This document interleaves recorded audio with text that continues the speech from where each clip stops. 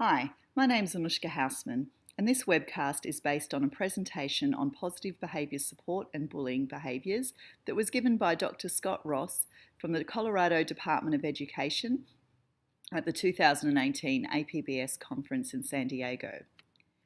The four key learnings that I took away were that we firstly need to consider what language we use. We use the word bullying to students, and that can actually be more counterproductive than helpful. He suggests that we use the term respect. The second point was that we need to teach students how to respond when they're encountering disrespectful relationships.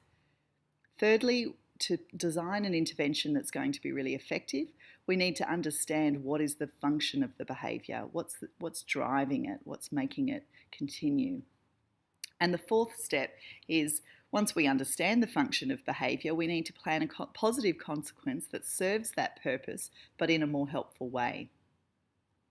So looking in more detail at that first point, which is the importance of language. As I said, we don't have to use the word bullying to students when looking at prevention. The word bullying is really emotive and it assigns blame to the alleged bully, which then leads to less effective and more punitive approaches and tends to alienate students even further.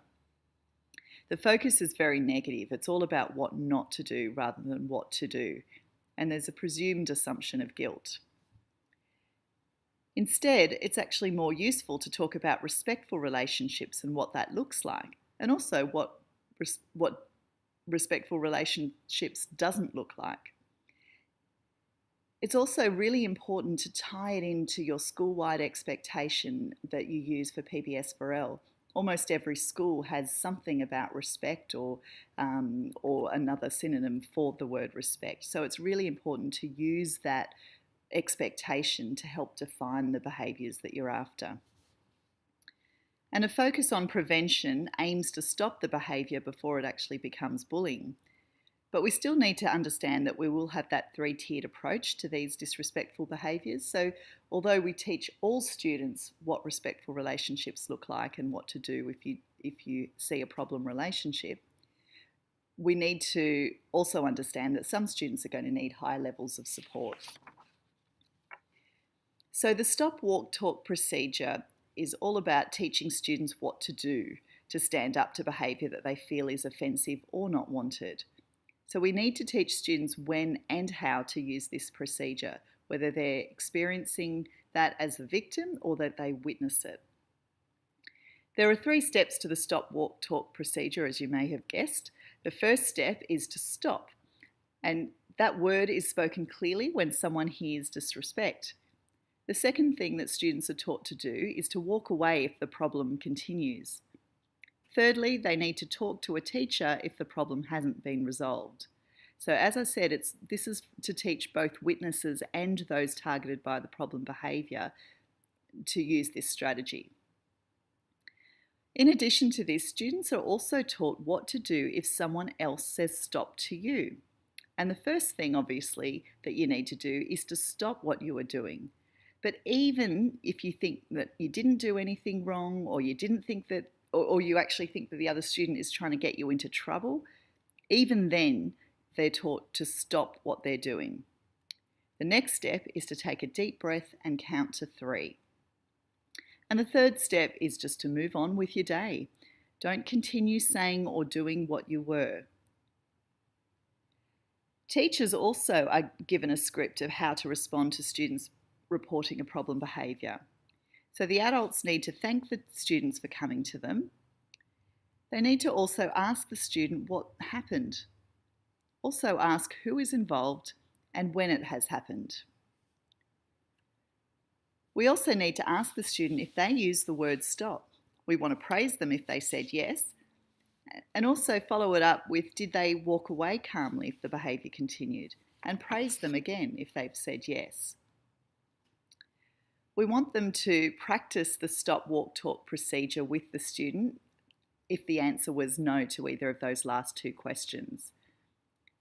The teacher will then take any necessary steps to ensure the child's safety as is usual and approach the alleged perpetrator again and then follow a script again to talk to that student.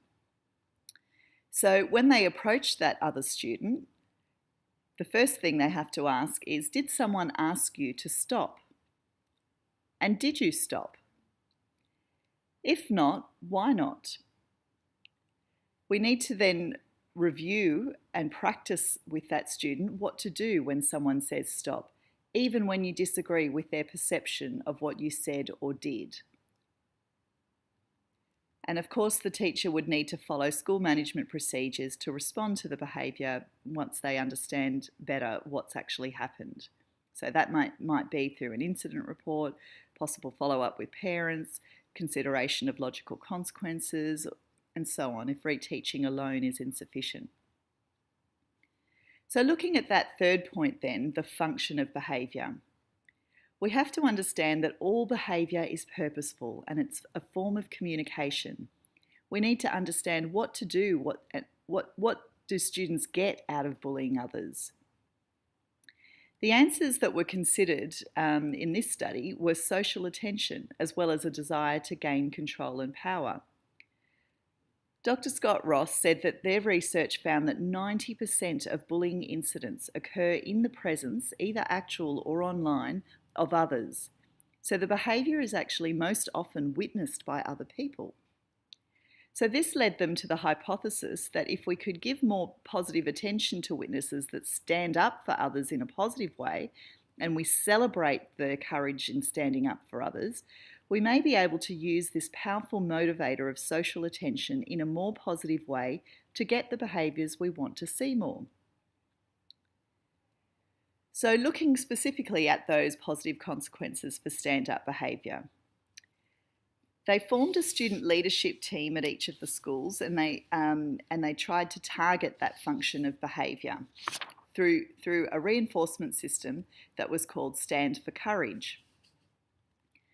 Students and teachers can nominate other students for stand-up behaviours by entering their names into a nomination into a box. Students could also self-nominate. The Stand for Courage award promoted getting caught doing the right thing. And then the student leadership team would then select from the nominations to regularly recognise the students in their school that were demonstrating stand-up behaviours, and they do this in assemblies, newsletters, and so on. It was set up so there was lots of cheering and celebration from the school community for these students, providing lots of social attention, positive social attention as the reinforcer. They also uploaded to a national website, www.standforcourage.org. On some occasions, local sporting stars even came to the school to recognise students who demonstrated stand-up behaviours. So the results he reported, so that's again the Colorado Department of Education, indicated that students' perception of bullying decreased substantially after the intervention. So the control group that had no intervention, nothing different was done with them, went from 22.5% to 28.2% for perceived victimisation over that period of time, whereas the intervention group actually went down substantially from 22.2% to 10.7%. Standforcourage.org also reported decreases of over 50% in the frequency of both bullying perpetration, which went from 22.7% to 10.9%, and victimisation, which went from 7.8% to 3.6% among students in the schools that implemented the Stand for Courage program, compared to a control group. So these results suggest that this approach is highly effective at reducing bullying behaviours in the schools, and certainly makes us consider how we could use those results in our schools. So in summary, we need to talk to students about respectful relationships and have that focus on the word respectful and what that looks like and what that doesn't look like. Secondly, we need to teach students an effective school-wide response when they experience or when they witness disrespect. And that is the stop, walk, talk procedure that we want them to all understand and use. We also need to empower students including witnesses, by ensuring positive social attention is given for stand-up behaviours.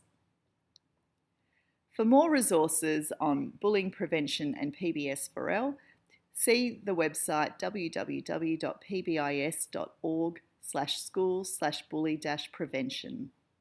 Thanks for your time.